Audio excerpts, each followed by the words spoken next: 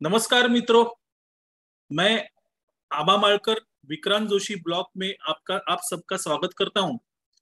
आज हम चर्चा करेंगे महाराष्ट्र की पॉलिटिक्स के बारे में। और हमारे साथ है पत्रकार विक्रांत जी जोशी। विक्रांत जी नमस्कार, आपका स्वागत है। नमस्ते। विक्रांत जी, महाराष्ट्र की पॉलिटिकल सिचुएशन दिन ब दिन बनती जा रही है, बिगड़ती जा रही है। आज सुबह शिवसेना के ज्येष्ठ नेता रामदास भाई कदम ने एक प्रेस कॉन्फ्रेंस की और उस प्रेस कॉन्फ्रेंस में कुछ आरोप किए। आपका क्या कहना है इसके बारे में? सबसे पहले शुक्रिया करूंगा कि आपने मेरा इंटरव्यू हिंदी में करना चाहा, बिकॉज काफी सारे लोग कह रहे थे कि विक्रांत तुम मराठी में करते हो, इंग्लिश में करते हो, तो हमारे जैसों के लिए हिंदी में भी किया करो जिनको हिंदी समझ में आती। तो आज हिंदी में। जी, आज एक बहुत बड़ी ब्रेकिंग न्यूज हो गई कि शिवसेना के पूर्व एमएलए रामदास भाई Kadam, MLC sorry, he was in Vidhan Parishad. तो मेरा हिंदी इतना ठीक नहीं है, तो मैं इंग्लिश हिंदी थोड़ा मिक्स करके बोलूंगा। तो आशा करता हूँ आप थोड़ा बर्दाश्त करें। तो एमएलसी ने एक टीवी पर आए, एक चैनल पे, एंड आते ही मैंने जब चैनल स्विच ऑन किया तो I just saw him crying. मतलब उनके आंखों से काफी, मतलब ये रो रहे थे वो। एंड उन्होंने दो तीन कुछ स्टेटमेंट्स ऐसे किए कि बाबा, वो उन्होंने हाल ही में, आपको सबको मालूम होगा, शिवसेना का 52 साल शिवसेना में रहने के बाद उन्होंने इस्तीफा दिया सभी पदों से। उनका लड़का योगेश एमएलए है और छोटा लड़का सिद्धेश, वो युवा सेना में he is an active member. तो कारण उन्होंने दो तीन बताए कि मुझे 52 साल के बाद ये सब देखना पड़ रहा है, इसलिए मैं शिवसेना छोड़ रहा हूँ। शरद पवार शिवसेना से बड़े हैं क्या? शरद पवार की वजह से ये दिन आज देखने पड़ रहे हैं। मेरे बेटे की क्या गलती थी? 6 6 महीने आप उसे मिले भी नहीं। ये आरोप रामदास कदम ने उद्धव ठाकरे को निशाना साधते हुए लगाया। अभी इसमें मैं थोड़ा सा, मतलब क्योंकि मैं राजकीय पत्रकार हूँ और मुझे थोड़ी मालूमात है, इसलिए मैं आपको थोड़ा सविस्तर बताना चाहूंगा। एक, रामदास भाई किधर भी झूठ नहीं बोले, ये तीनों कारण उन्होंने जो दिए। क्योंकि 38 या 40 एमएलए जब आपके पक्ष के फूटते हैं या वो दगाबाजी करते हैं आपके भाषा में, उद्धव जी, तो उनके पीछे सत्ता में होना ये इम्पोर्टेंट नहीं होता है। उनकी किस वजह से उन्हें डोमिनेट किया गया, उनको काम नहीं करने दिया गया, या उन्हें योग्य पद या योग्य रिस्पेक्ट जो एक होता है वो नहीं मिला, वो एक घुसपैठ उनके साथ हो रही थी मन ही मन में, वो 40 आमदारों की, इंक्लूडिंग एकनाथ शिंदे। अरे यार, मैंने लिखा था, एकनाथ शिंदे सीएम पद के दावेदार थे जब महाविकास आघाड़ी बनी गई थी। फिर हमें लगा चलो बाबा होम मिनिस्टर बनाएंगे, वो भी नहीं दिया। फिर मुझे लगा डीसीएम तो देना चाहिए था। Is capable, is very big. आज 40 आमदार जो आदमी लेके जा सकता है, उसकी शक्ति आप समझिए। 40 आमदार, 14 खासदार, 13 14 खासदार, वो आदमी की क्या शक्ति थी कि उद्धव जी को नहीं समझ में आई। वो दे ऑल वर सल्किंग, एक इंग्लिश में शब्द है, अंदर से जल, मतलब जलन नहीं बोल सकते, अंदर से उनको घुसपैठ हो रही थी कि अरे, और वो लावा फूट गया और उन्होंने वो किया। आज सेम रामदास भाई कदम के साथ हुआ। क्यों? मतलब ये ऐसा ऐसा, पर एट द सेम टाइम आज रामदास भाई ने अपनी साइड बताई। मेरा एक मैं हमेशा बोलते आया हूँ कि लोग अभी उठ रहे हैं, पिछले 15 20 दिनों से, 2 हफ्तों से जो उठ रहा है वो उद्धव ठाकरे पे आरोप कर रहा है। अरे उद्धव ठाकरे ऐसे थे, उन्होंने हमको ये नहीं किया, वो नहीं किया, ये ऐसा बर्ताव किया, मिलते नहीं थे, हमको फंड्स नहीं देते थे कॉन्स्टिट्यूंसी में। उद्धव जी की बाजू हमने जरूर सुननी चाहिए, उद्धव जी ने आना चाहिए और हर एक आदमी को जवाब देना चाहिए। क्यों रामदास कदम, मैंने तुम्हें के लिए, आपको किसी को मालूम नहीं होगा शायद, 2019 में वो एमएलसी थे रामदास कदम खुद। उनका जब टर्म रिनोवेशन के लिए आया तब उनको बोला गया नहीं, आप घर पे बैठिए। पर आपके बेटे को तो आमदार बनाया ना रामदास भाई, योगेश को लोगों से चुनकर एमएलए बनाया ना, एक फैमिली एक पद बहुत हो गया। एनीवेज, तो उद्धव जी ने ये कारण बताना चाहिए कि ऐसा क्या हो गया था 2014 से 19 या उसके पहले कि आपने रामदास भाई को ऐसा निकाल के रख दिया, या फिर ऐसी क्या स्ट्रेटेजी थी कि सारे जितने सीनियर मेंबर्स थे शिवसेना के, including Diwakar Raote, including Ramdas Kadam, including Milind Narvekar, including Manohar Joshi, किसी को वो सलाह मशवरत के भी बुलाते नहीं थे? वॉज इट अ स्ट्रैटेजी कि अभी हमें फ्रेश ब्लड फ्रेश इन्फ्यूज करना है पार्टी में और हमें नए सलीके से पार्टी को बढ़ाना है, यूथ को अपील करना है? क्या ये स्ट्रैटेजी थी उद्धव जी की? If that was the strategy, वो फेल हो चुकी है। क्योंकि आज ऐसा दिन है, खुदा ना खास्ता अगर कल कोर्ट में निकाल एकनाथ शिंदे के बाजू से आ गया, तो पार्टी का चिन्ह भी शिवसेना के पास नहीं होगा, उद्धव जी के पास नहीं होगा। वो पार्टी प्रेसिडेंट के पद से हटाए जा सकते हैं। टेक्निकली जिसके पास 2/3 मेजोरिटी होता है वो पार्टी प्रेसिडेंट होता है।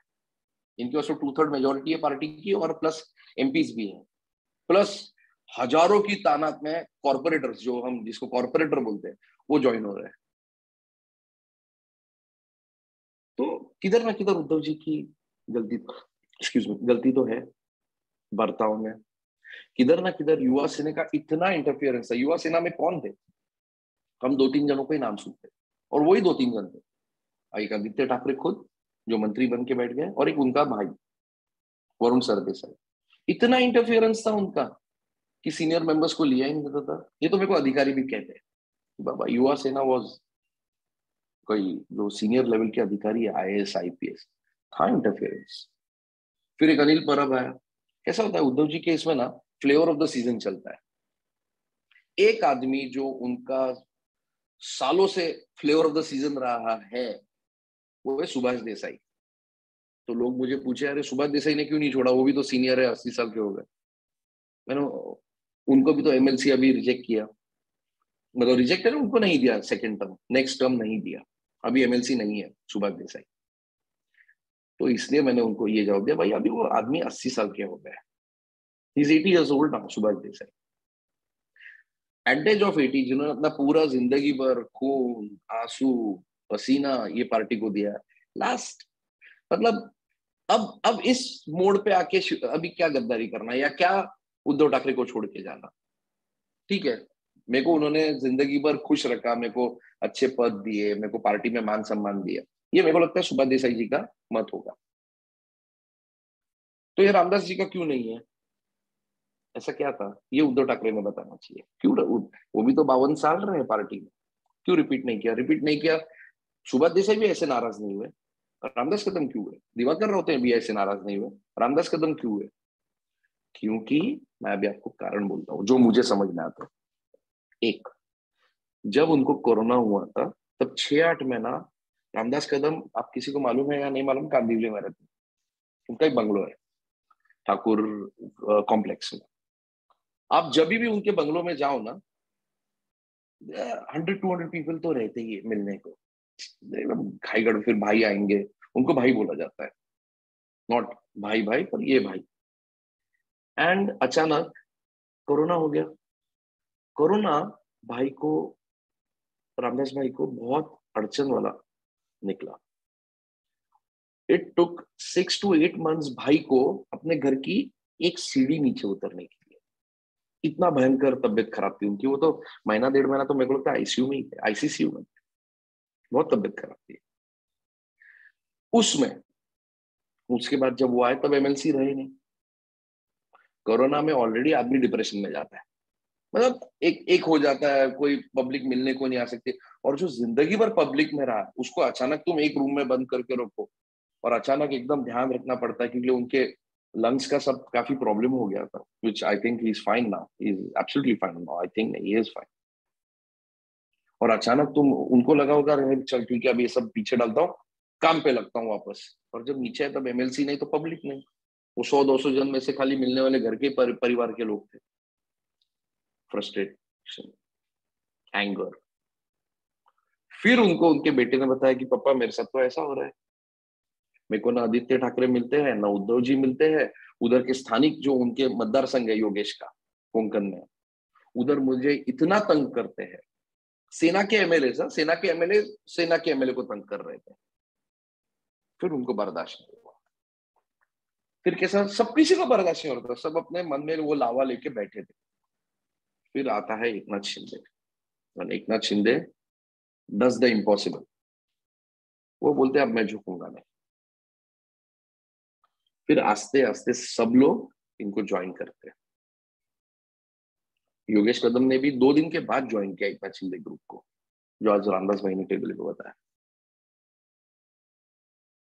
टीवी पे बताया। ऐसा तो ये फ्रस्ट्रेशन था जो बाहर आया, पर मेरे को वापस समझना है ऐसा क्या हुआ था कि उद्धव जी ने उनको इतना रिस्पेक्ट नहीं दिया। कुछ गलतियां हुई थी रामदास भाई से जब वो मंत्री थे पर्यावरण के। कुछ कुछ तो होगा ना कि ऐसा अचानक जिसने 52 साल आपको दिए, आप ऐसे दूध में से मक्खी जैसे निकालते आपने उठा, और वैसे ही किया उद्धव जी ने, मक्खी दूध में से मक्खी निकालते ना, वैसे निकाल के उनको बाहर फेंक दिया कि वो साइडलाइन। वाई? दोनों बच्चों को क्यों साइडलाइन किया? युवा सेना में सिद्धेश को कोई इंपॉर्टेंस नहीं था, इधर आमदार बन के इनको कुछ इंपॉर्टेंस नहीं था योगेश को। फंड्स नहीं दिए गए, 2-2.5 साल मिले नहीं उद्धव जी किसी को। उद्धव जी तो मतलब किसी को ही नहीं मिले, पर उनको भी नहीं मिले, एमएलए को नहीं मिले पार्टी के। और जो बहुत इंपॉर्टेंट बात है, शरद पवार पार्टी, शरद पवार क्या शिवसेना से बड़े हैं क्या? उन्होंने बहुत गंभीर आरोप लगाया रामदास भाई, विच आई फील इज कोई कुछ हद तक तो करेक्ट है ना। पर अभी एनीवेज जो हो गया सो हो गया। मैं अभी उद्धव जी को एक ही बोलना चाहूंगा। कल मैंने फिर, हाँ सॉरी, एक टॉपिक रिलेटेड है। कल मैंने आदित्य ठाकरे को 5 मिनट एबीपी माझा पे देखा। वो एबीपी वाला बूम लेकर गया था सचिन अहिर, और वो वर्ली में कुछ उद्घाटन कर रहा था आदित्य ठाकरे। एंड आदित्य ठाकरे ने उनको पूछा कि अरे रामदास कदम कर मैं आप क्या, नहीं नहीं, पार्टी खंजीर को कसला, मतलब मेरे पीठ में छुरा भूका, और हम भूलेंगे नहीं, पब्लिक भूलेगी नहीं। आपकी उम्र जितनी है उतना उनका तजुर्बा है, मतलब आई थिंक डबल द उम्र की तजुर्बा है रामदास कदम को। आपके ग्रैंडफादर की एज के है, उनका बेटा और आप साथ में बड़े हुए हो, ये मैं कहता हूँ, मुझे मालूम है। आप ऐसे डिसरिस्पेक्ट से बात करते हो। टीवी पे तो बोलो कि मैं मालूमात निकालता हूँ क्या हुआ है, कहने का मतलब ये है इनकी मगरूरी अभी तक गई नहीं है। अब इनकी वो जो एक संजय राउत, मतलब उद्धव जी, मैं आपको हाथ जोड़ के इधर से मेरे माध्यम से बोलता हूं, आपके ऊपर बहुत बड़ा संकट आया है। ये जो पॉलिटिक्स हुआ है आपके ऊपर संकट है, आप समझिए इस बात को। जब आदमी के ऊपर संकट आता है तब आदमी ने ऐसा रहना चाहिए, नहीं कि ऐसा। आप ऐसे मत रहिए। आप नहीं हो, पर संजय राउत ऐसे हो रहे हैं, और हम सबको मालूम है संजय राउत इज उद्धव ठाकरे, उद्धव ठाकरे संजय राउत। आप ऐसे नहीं हो सकते हो। आप थोड़ा सा, मैं ऐसा भी नहीं बोल रहा हूं आपको, पर थोड़ा सा एक वक्त का, वो क्या बोलते हैं उसे, नजाकत देखिए वक्त की। थोड़ा तो किधर तो आत्म परीक्षण करके थोड़ा सा एक सहानुभूति लीजिए लोगों से। उसके लिए आपको प्यार से अदब से बात करना है। वैसा नहीं चलेगा, दादागिरी की भाषा। आपने देख लिया आपके इस बर्ताव की वजह से क्या हुआ है आज। ये मेरी हम्बल रिक्वेस्ट है। और अभी भी अगर आप, मतलब there is people in the party will talk rudely, इसके कॉन्सिक्वेंसेस बहुत बुरे हैं, बहुत बुरे हैं। विक्रम जी, आपने आज की पत्रकार परिषद में जो घटनाएं हुई उसका सविस्तर से वर्णन किया है, लेकिन मेरा अगला सवाल जो है वो ये है कि समझो अभी दो ग्रुप और शिवसेना में, एक तो शिंदे ग्रुप और दूसरा ठाकरे ग्रुप। फिलहाल ये दो ग्रुप में क्या चल रहा शिंदे ग्रुप में तो वेट कर रहे हैं है? कि कब हम मंत्री बनेंगे। अरे 40 के 40 एमएलए मंत्री नहीं बनने वाले हो आप। हाँ। और भाजपा के लोग भी तो है लाइन में। हम्म। मजा ये आ रहा है कि सब के सब एमएलए अभी इधर ही बैठे हुए मुंबई में, अच्छा। अलग अलग कॉन्स्टिट्यूंसी से सब आए हुए हैं। अरे आप जाओ ना, अभी आप आपके मतदार संघ में काम करो। अरे मैं शायद मंत्री बन जाऊंगा, शायद मैं देवेंद्र फडणवीस को और 5 बार मिलूं तो शायद छठी बार वो बोल दे चल तेरे को राज्य मंत्री बना देता हूँ। अरे नहीं ऐसा होता है। भाजपा इज हाई कमांड में जो डिसाइड होता है वो पास ऑन होएगा। ठीक है, उनको से मांगा जाएगा, आरएसएस का एक से होगा, फडणवीस का एक से होगा, चंद्रकांत दादा पाटिल का एक से होगा, पर आप बार बार फील्डिंग लगाने से आप मंत्री पद नहीं, वो उससे अरे उधर आपके उधर बरसात हो रही है, देर आर फ्लड्स एवरीवेयर, आप जाओ आपके मतदार संघ में ध्यान रखो, जो होना है और पद की इच्छा से अगर आप ये सरकार में आए हो तो आपकी बहुत गलत फहमी है। मतलब मैं सारे आमदारों को बोलना चाहूंगा, शिवसेना और भाजपा जो इतना चिंदे गट के है, रुको ना, हैव पेशेंस, सब मिलेगा। आपकी सरकार तो आ गई ना, जो आपको चाहिए थी। कौन पूछ रहा था आपको इतने टाइम से, 2.5 साल से कोई पूछ रहा था? आप उसमें भी आके अभी आप 15-20 दिन मेन डेज जो है, अरे मैं अब आपको वही कहना चाह रहा हूँ, इन लोगों के पास अभी खाली लिमिटेड 2 साल है, 2.5 साल तो निकल गए। 2.5 साल में कुछ काम नहीं हुआ ना, भाजपा के आमदारों का सारे सबके फंड्स काटे गए, सब कोई विजिट पे नहीं आया, कुछ नहीं हुआ ना। तो अभी 2 साल आपकी गवर्नमेंट है ना, फंड्स लाओ, काम करो, काम दिखाओ, हम वोट कैसे मांगोगे? ऐसा नहीं हो जाए कि सिंपैथी फैक्टर में पवार, कांग्रेस एंड सेना, उद्धव ठाकरे को वोट्स दे दिए जाए। आपको काम करना पड़ेगा, इधर बैठ के कुछ नहीं होने वाला है। ये हो गया इनके ग्रुप का। इनके ग्रुप में तो कुछ समझ में ही नहीं आ रहा है, उद्धव जी के ग्रुप में कौन किसके साइड पे, आज इधर बोलता है उधर उधर जाके कल हाथ जोड़ देता है। मतलब स्टेट ऑफ कंफ्यूजन है उद्धव ठाकरे केस में। पर एट द सेम टाइम ये भाजपा के साइड के एमएलए ने अभी वापस जाके, अरे उनको उतना भी समझ में नहीं आता है। अब खुद डीसीएम और सीएम दौरे कर रहे हैं, मतलब आज इधर फ्लड आया है वर्धा डिस्ट्रिक्ट में, डीसीएम उधर है, और वो ठीक है, उधर के आमदार तो उधर होंगे ही ऑब्वियसली, बाकी के आमदार बॉम्बे में होटल में मजा कर रहे, खाना खा रहे, घूम रहे, मंत्रालय में घूम रहे, अरे मेरी फाइल का क्या हुआ, अरे वो मेरा, अरे रुको ना, फडणवीस आएंगे मैं कल मिल लेता हूँ। जरूरत क्या है? मुंबई के सारे एमएलए देखो क्या कर रहे हैं, right from Atul Bhatkhalkar, Ashish Shelar, to Manisha Chaudhary, to Nitesh Rane. Nitesh Rane तो मुंबई के नहीं है पर कोंकण में है, काम कर रहे हैं सब लोग, काम पे लग गए सब, क्योंकि बरसात है बॉम्बे भर जाता है। तो मेरे को बॉम्बे के कल एक आमदार का फोन आया था कि विक्रम इधर साला, मतलब पानी भी भर गया तो हमको ही खड़ा होना पड़ता है, बिजली भी नहीं आई तो हमको ही खड़ा रहना पड़ता है, इधर के आमदार इधर आके टाइम पास कर रहे हैं। गाँव में कुछ हो नहीं रहा है क्या? लोगों के काम नहीं हो क्या? ऐसे ही चुन के आते क्या लोग? सो माय डियर एमएलए जो इधर है, आप 101 जन जाओ वापस मतदार संघ में काम करो। मतलब ये मेरी रिक्वेस्ट है आपसे, नहीं तो इस टाइम इसका इलेक्शन नहीं होगा, इस टाइम परफॉर्मेंस का इलेक्शन होगा, है ना। ऑपोजिशन आपकी बहुत स्ट्रांग है, आप उद्धव ठाकरे, शरद पवार और कांग्रेस को चोपड़ी नहीं मार सकते हो, उनके पास आज भी लॉयल वोटर्स है, ये याद रखना चाहिए, ये बॉम्बे के एमएलए ने भी याद रखना चाहिए। एंड ठीक है, मतलब वातावरण, सुप्रीम कोर्ट का क्या डिसीजन आएगा, अरे कुछ भी आए, आपको क्या कर रहा है?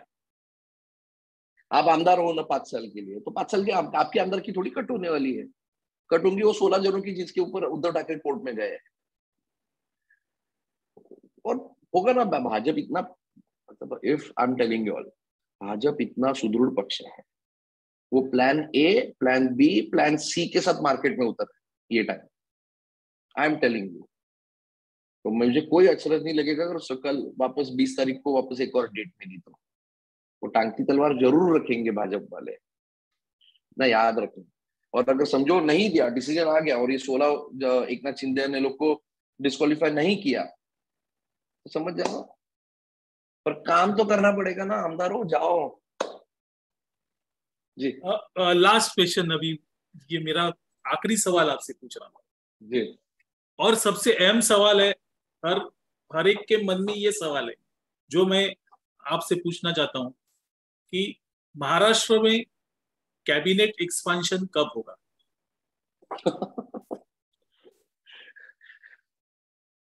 मैंने ट्वीट पे लिखा था, वो एक प्रियंका चतुर्वेदी हमारी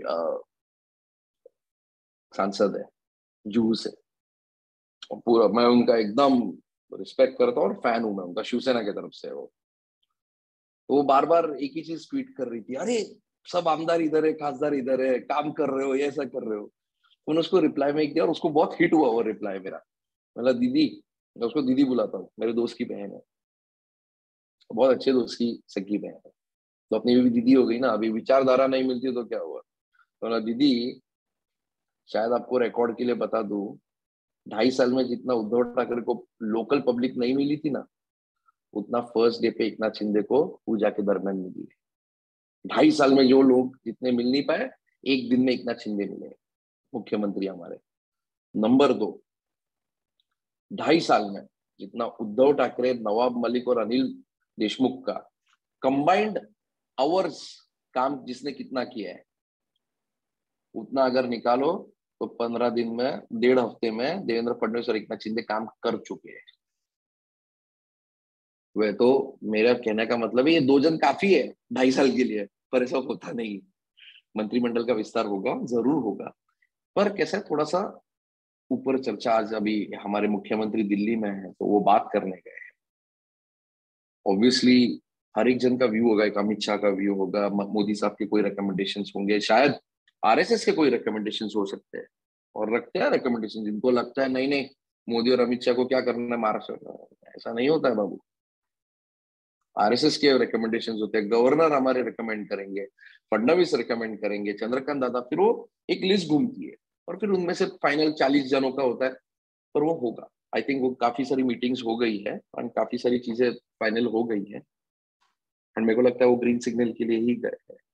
और समझो नहीं भी हुआ तो क्या फर्क पड़ रहा, काम तो हो रहे ना। तुम तो आमदार इधर रुके हुए, आम पब्लिक को क्या तकलीफ हो रही, ब्यूरोक्रेसी है। तो मंत्रिमंडल विस्तार थोड़ा और एक जानकारी दे दूं, महाविकास आघाड़ी जब बनी थी नवंबर दिसंबर में 2019 में, उनका मंत्रिमंडल का विस्तार 1 महीने के बाद हुआ था। तो मैं ये नहीं करा कि फडणवीस और एकनाथ शिंदे ने इतना रुकना चाहिए, क्योंकि कैसा होता है, बड़े काम हो रहे हैं पर छोटे छोटे कामों के लिए जो मंत्री चाहिए होते हैं, उस विभाग का उस मंत्री जो चाहिए होता है, उसका नहीं होने के कारण थोड़ा सा गति कम हो रही है।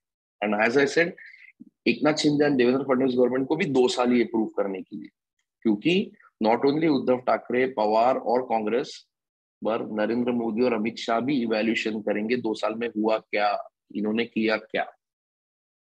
तो विस्तार जितना जल्दी हो उतना अच्छा है।